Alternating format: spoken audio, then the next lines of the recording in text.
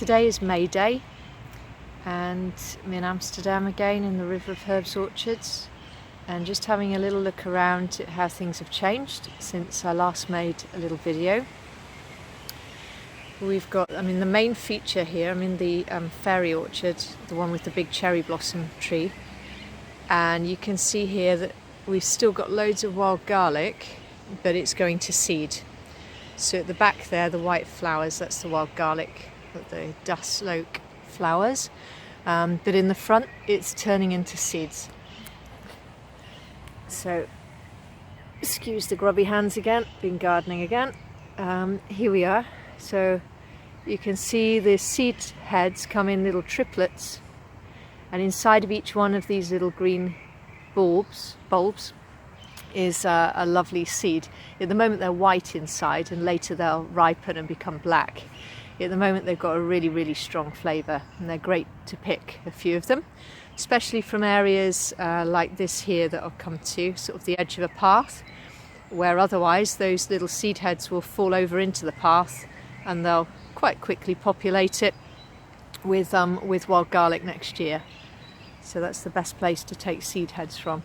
At the back you can see the sweet cicely that we looked at last time. Now it's actually in flower in places. It has been for a week or two. Let's see if we can get a bit of a closer view on that. So here, those frothy white flower heads. You can see the carroty looking leaves, and in the last video I rubbed on one of the leaves and smelt it, and it very clearly smells of aniseed. If it doesn't, it's not sweet cicely. But they're on really good form at the moment. There's some maturing leaves at the back. Delicious.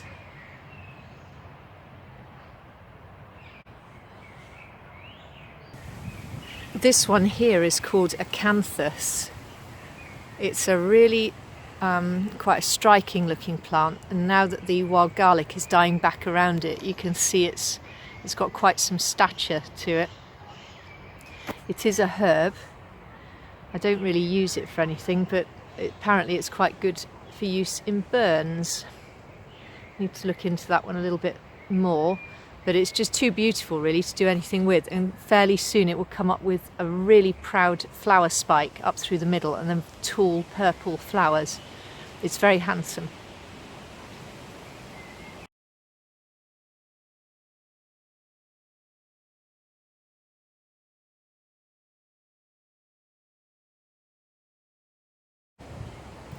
Now the wild garlic is going to seed. Most of the petals have dropped. The leaves are still quite upright. They're still quite tasty actually, but now a lot of the strength of the plant is going into the seed heads. And you can see for each little seed head, within the seed head, there are 3 seeds developing, or sort of seed balls developing. They've got quite a strong taste of garlic.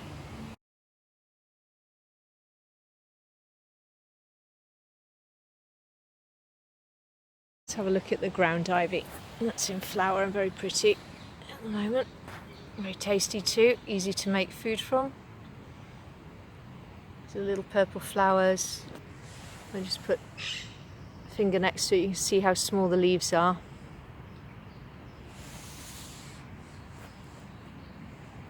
Cleavers, a sticky one.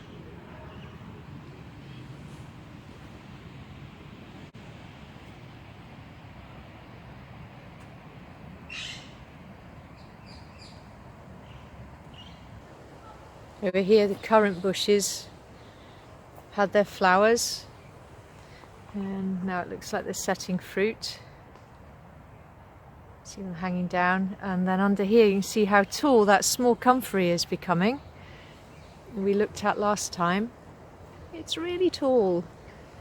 It's kind of dwarfing some of the currant bushes. Look at that, it's all caught up in it. It's looking stunning. This is the time of year when some of the plants just kind of explode really and just start to go wild. Good for them. Now here is elder, and we can see that the flower heads are developing. So we've got to keep an eye on those all the time now, every time I'm out, just looking for them coming into flower. I have found some in flower already in Amsterdam when I was out shopping the other day. This one's not ready yet, darker spot, but in sunnier locations they are in flower already. And just look at those pretty buttercups. Buttercups not edible, and certainly don't use it for any medicine. Ranunculus is the family, and it's not one for eating. It's just one for looking at. Nice strawberry in the middle as well. So this is green alkanet, that you can just about see those blue flowers hopefully. Look a little bit like forget-me-not flowers, which are related to the family. Also look a bit like borage flowers. And the whole plant looks kind of a little bit comfrey-ish. They're all linked.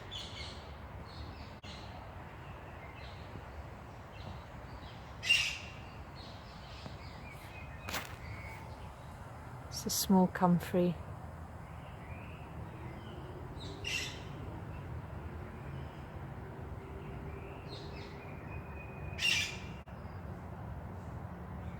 Here's a plant that I recommend everybody gets to know. This is motherwort, Leonoris cardiaca. It's such a useful plant. It's in the Lamiaceae family again. It's got a bitter taste. I don't find it so unpleasant, but it's strongly bitter. I make a tincture from this. Super plant. Such spiky leaves. The growth in here at the moment is just bombastic. There's such a change up to a couple of weeks ago. Oh, there's another hosta in there. That's lovely. It's looking really good.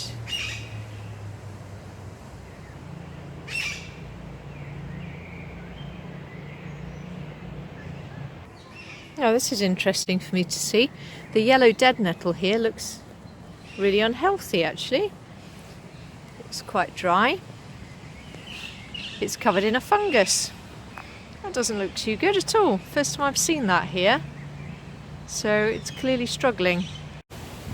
Here we've got pulmonaria, still in flower. You can see maybe just about that the flowers are sort of moving up the flower. Not really a flower spike, but the flower stem. So flowers are progressively developing along them, and now they're near the ends. They'll flower for a while longer. Really pretty with the white splodges all over the leaves. Edible, mildly medicinal. Here's Geranium robertum. Looking really good, quite luscious at the moment, and not long until that one flowers. And here's one on the other side of the orchard that's just opening into flower. You can just see the geranium, characteristic geranium flower there. There's several all over it. Smelly little herb, but very useful. I'll put some notes about it under the video. Now, if you've seen the little video that I made about transplanting Valerian, I put it on there a couple of weeks ago. It's on the apprenticeship. This is the Valerian that I transplanted, and it's looking so perky. I'm really happy with that. It's taken really well to its new home. Now here's another plant that's really looking beautifully in flower at the moment. This is Aquilegia. It's not a herb that most people think of for anything but the pretty flowers, but it has got some uses, and again I'll put some notes about those underneath the video. It's a really pretty plant to grow. It's very easy to grow. All that lovely foliage, beautiful flowers. It's good for fairly dark, shady places like this.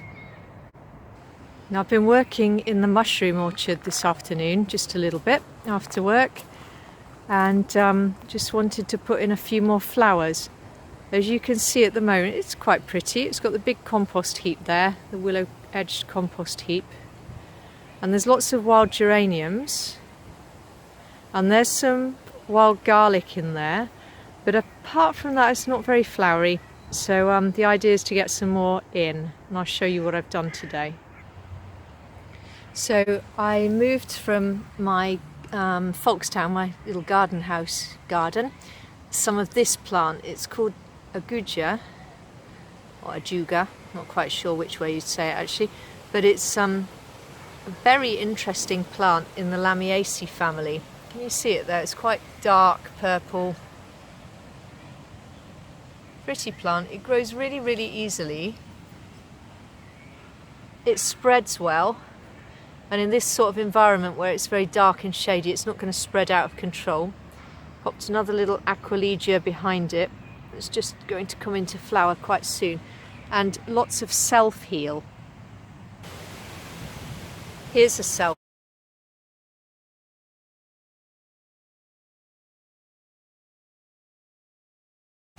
plant that's gone in this afternoon. Pretty little thing. It spreads well. These were growing at the path edge at my garden. So I'm hoping that they won't feel too free here. I'm hoping that they'll settle in and feel the same kind of gentle pressure and grow really well. Here's another one from the same location.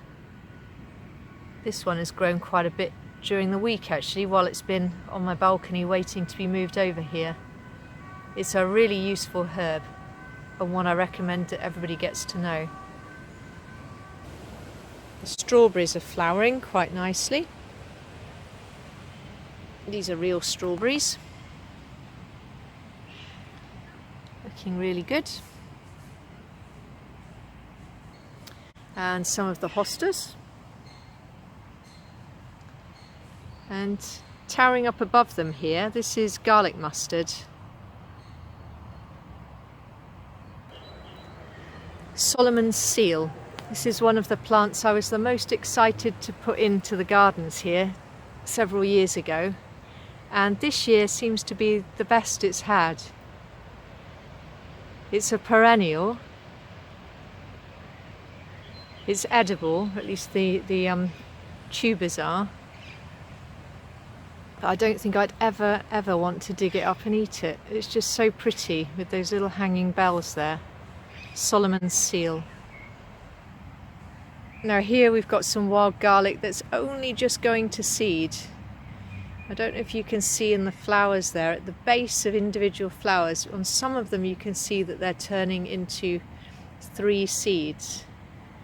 On others it's not there yet. Now this orchard is the darkest one, and most of it's covered by a big yew tree, so that's probably the cause for this one hanging on to flowers longer than in the other orchards. Here's more of the garlic mustard. Not surprisingly, it tastes of garlic and mustard. It's in the cabbage family. I find it very tasty. I like to whip off the flower heads and eat those sometimes. More will come. It just stops quite so many seeds spreading over the ground here. It can be quite a pest. It's really easy to eat, very light leaves, soft leaves. Just going to take a couple for my dinner actually. So I'm going to take that leaf from down there. It's pretty big, yeah? Just look at the interesting way that the flower buds are developing on this comfrey. Big clusters of them. Fascinating things.